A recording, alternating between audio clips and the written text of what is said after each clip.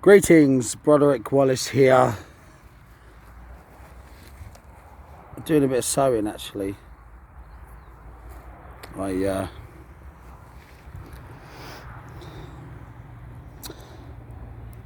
like to keep my old blue hoodie, and if you see, when you're walking around in the woods and that, you don't want to be wearing, I've got the needle stuck, you don't want to be wearing the most up-to-date fashions or anything too precious, because it will just get ripped by thorns. So it gets a hole in it, I'll just repair it, and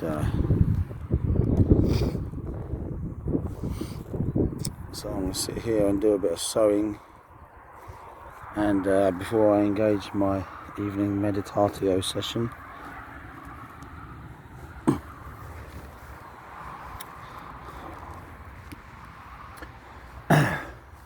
So when this is a new location for the camera here, this is Little Kitskoti, the Countless Stones, and it's rather lovely. It has a different, and I'm not the only one that noticed this, a different energetic feel. It's more electric, more airy, in a kind of, it's more positively charged.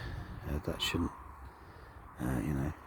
be surprising. I mean, when you compare that with the vibe going on, someone described it as a happy grave, which was funny. I just saw a couple of rabbits dart underneath the main group of stones there, so they're obviously living under there, and so I guess it's very wild. You're not going to get a lot of visitors. I mean, what are you going to do when you get here? It's like, oh, it's cool, isn't it? Big stones. So, over time, I gradually push out and get to know different places. When you see these giant pylons, it brings to mind the legend of the Wicker Man. They look like great six-armed gods bestriding the fields there.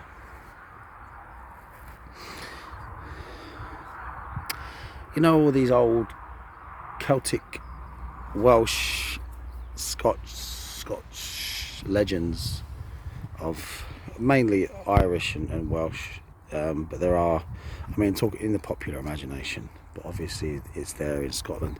The reason why there isn't a lot of like English, like, I mean, this is where it gets difficult when you're talking about Celtic folklore concerning the fairies, the fairy folk and that kind of thing.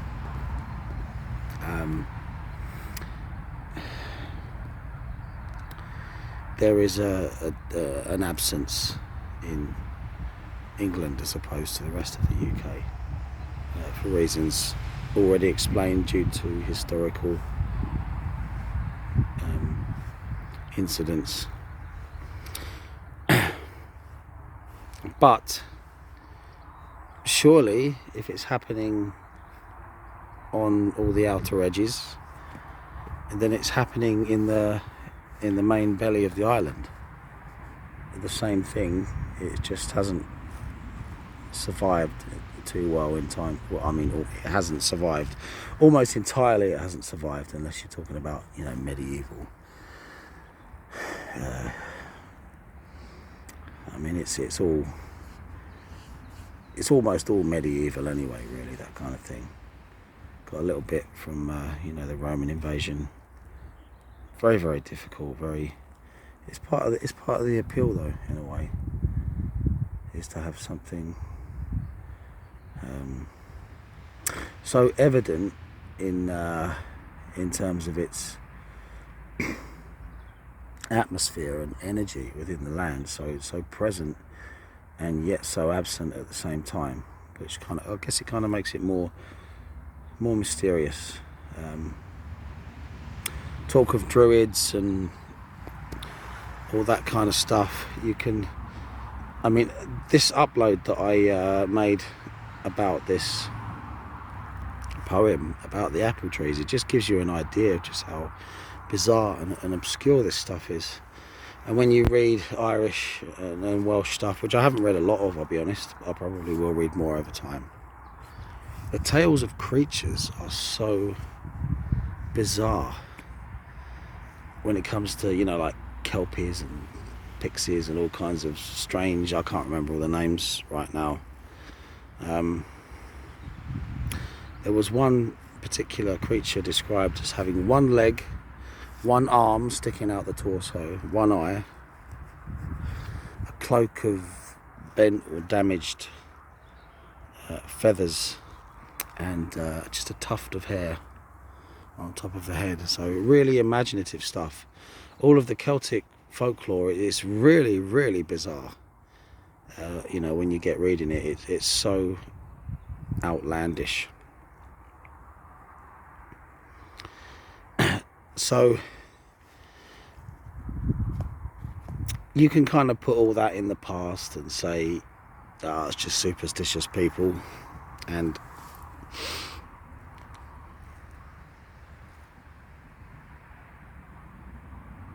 being someone that has experienced these things in a very real, visceral and personal way,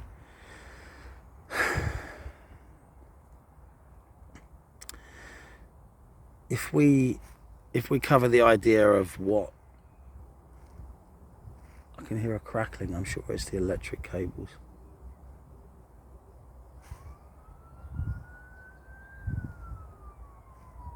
Yeah, I think so.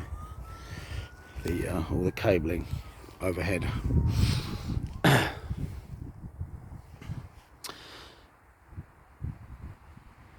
So there's this kind of confusion over the term elves. Like, on one hand, they're the spirits of the dead or the ancestors, and this is equated with the underworld, and they are said to dwell at places like this, the, you know, old barrows and cromlechs and you know, the Stone Age stuff.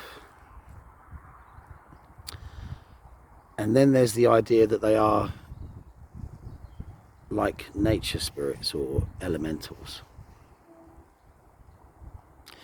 This is the general classifications. Then there's the third idea that they are some kind of memory or essence of a vanished race, like the ghosts of a vanished race that have withdrawn to the most powerful and secretive and lonely places. They've gathered at the monuments that perhaps when they were alive that they built. This last one is interesting because it reminds one of the Lord of the Rings. The elves, you know, it's the time of man. You know, you can find, you know, there's a few camped out at Rivendell, and as you go into Mirkwood, you have the wood elves. So it's like a valley or a secluded wood, and they are gradually being forced out. So this kind of tallies with the third idea. Now, why is it that you always like there's always a notion that you have to choose like one of the three? It's just the way that it's implied. When it comes to land spirits, I mean, in my experience, yes, they do exist, and I've seen them in obviously in meditation, and I've also seen, and this was extremely bizarre, black shadow-like creatures darting across the fields, and it's like if you try to look at them directly, they kind of disappear, but as you look away, in the corner of your eyes, they, you know, almost like the form, you know, I've seen these like shadow fox I might have mentioned in a previous video, and anthropomorphic shadowy forms. Now, when it comes to obviously the visions of Big She in the area, And I've talked earlier about this hooded character who was extremely aggressive to begin with, and bizarrely enough, I got to see this character. It's a strange, I mean, like, you take, to mix ayahuasca in with this whole experience, it's going to get weird, right? But it opened a window of vision back in the old house where I used to live, because it seemed as if I was followed back, or they'd come back to the house. And there's various other reasons as well why the veil might be thin back at the old place. So it's hard to tell, isn't it? It's like, was that the result of something I was mucking around with? What's perfectly native to the stones, to the land? What is more peculiar to my vision? Perhaps it's original to me. You can only really make conclusions when it comes to the longevity of how often you've seen or experienced a particular entity or feeling. So these lands are governed, if you like. There is, Big She is in charge, and I've got all kinds of theories to, was she a real person? I'm not sure. One day I will gather all these experiences together in a kind of linear fashion, and compare it to folklore and that kind of stuff. Perhaps we shall see. We shall see. So these land spirits, this is something that, say for instance, if you're making offerings, I've had the experience before where if it's been a while, they'll reach out to you in your dreams. We're hungry, and they'll show themselves all starving and trying to pull at your heartstrings, that kind of thing. And the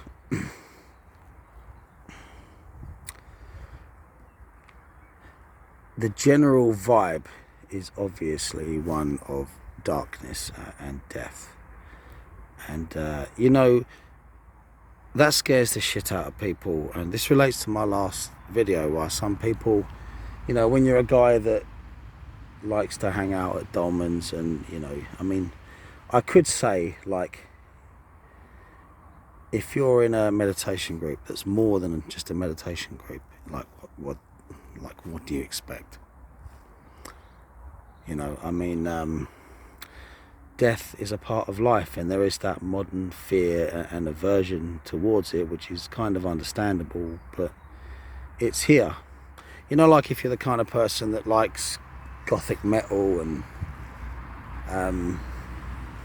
dark art, and likes to read Lovecraft, and you like the old myths and legends and that kind of fare, then it's going to character your mode of expression. You can't just pretend that you're, you wouldn't want to. You wouldn't want to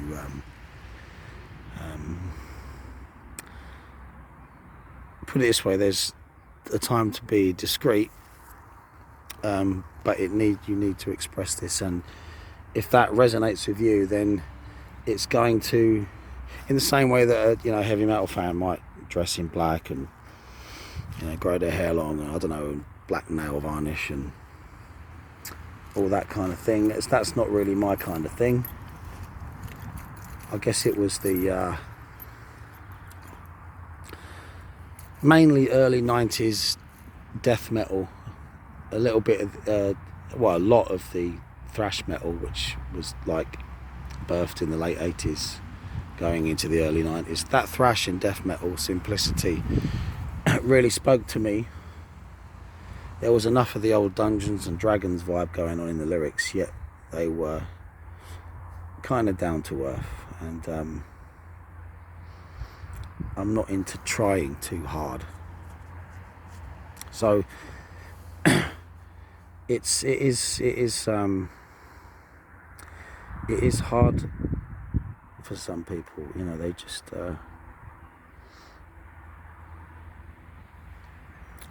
they get scared of their own shadow, basically. I guess that's a very accurate way to describe that situation. So then we come back to the first notion of what elves are. Elves are simply the dead / the ancestors. Now, what I'm going to say is from my experiences, and believe me when I tell you, amongst many other stories, I've been here in deep meditation and similar places, and I'll tell you one particular incident that happened not that long ago. Someone will walk up behind me and the footsteps are real world loud. It's right here, it's happening, and there's that sense of presence, like, oh bloody, I'm in meditation, I'm usually alone, I'm not used to someone turning up, but I'll just carry on. I'm sure they'll leave or be respectful, and if I hear children, I'll immediately stop because I don't want to freak children out, obviously. You know, it wouldn't be fair. But like, if it sounds like an adult, I'll just carry on. Done this a few times. Just carry on in meditation, and they can have a walk around, do their little visit, and then go. They'll have a nice story to tell their friends.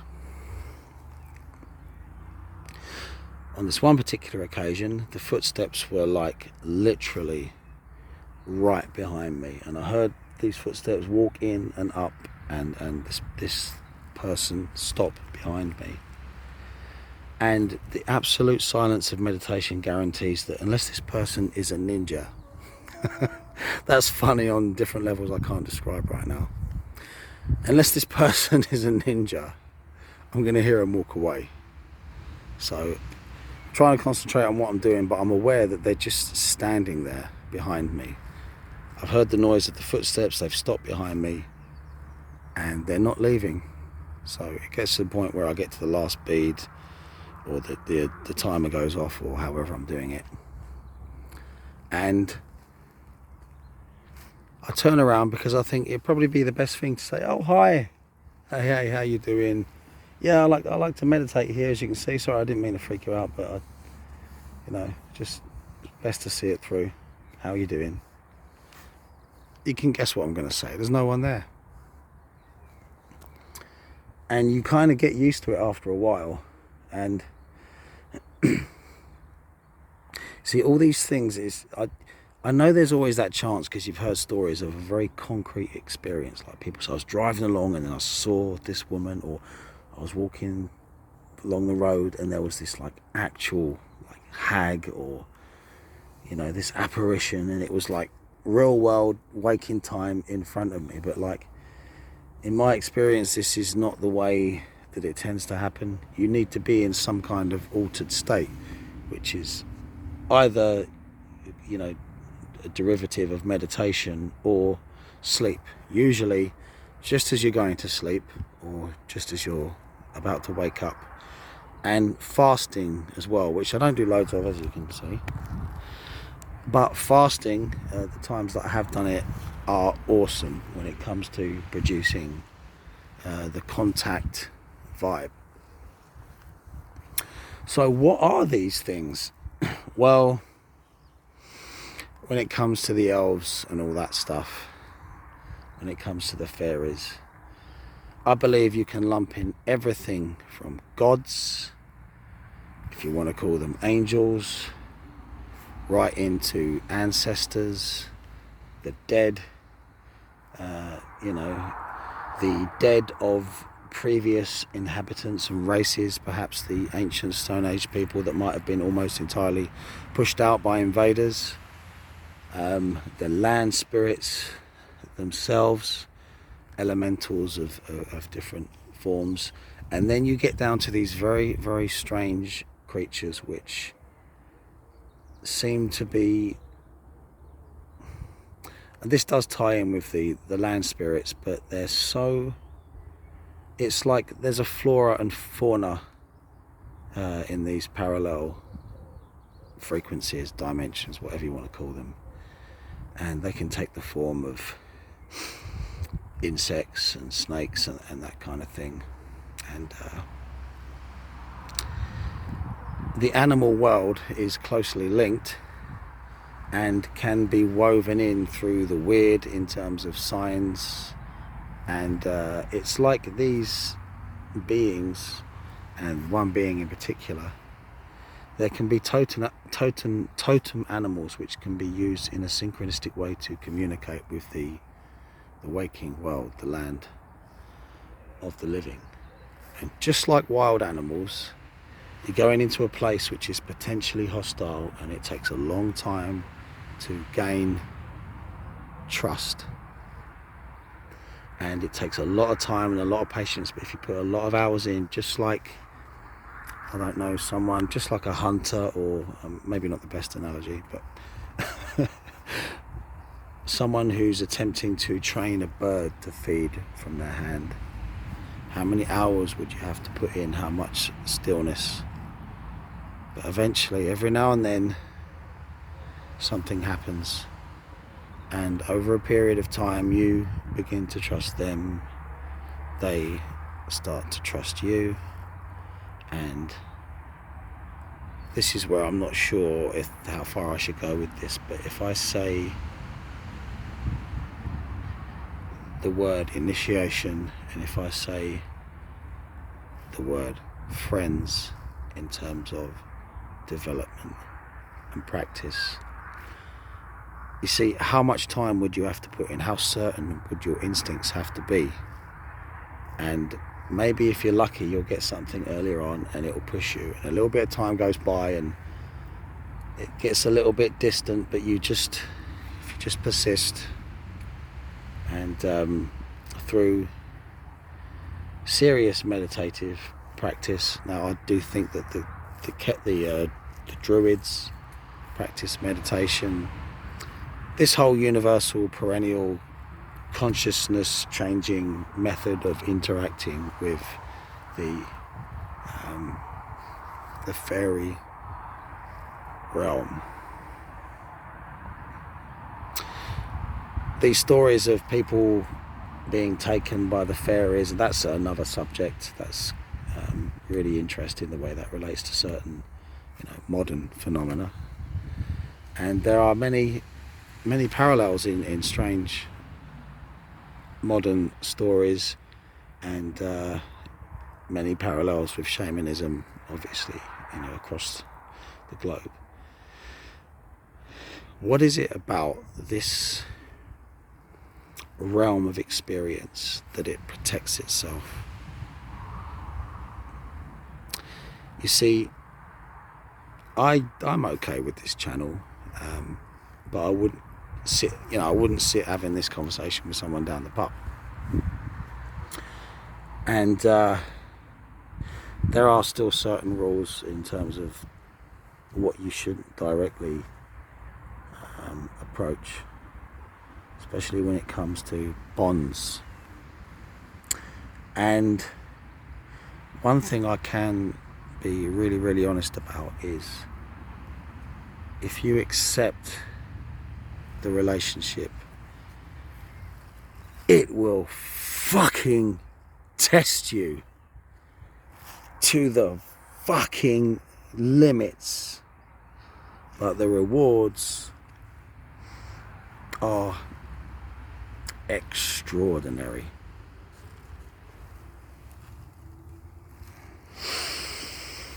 Back to my sewing.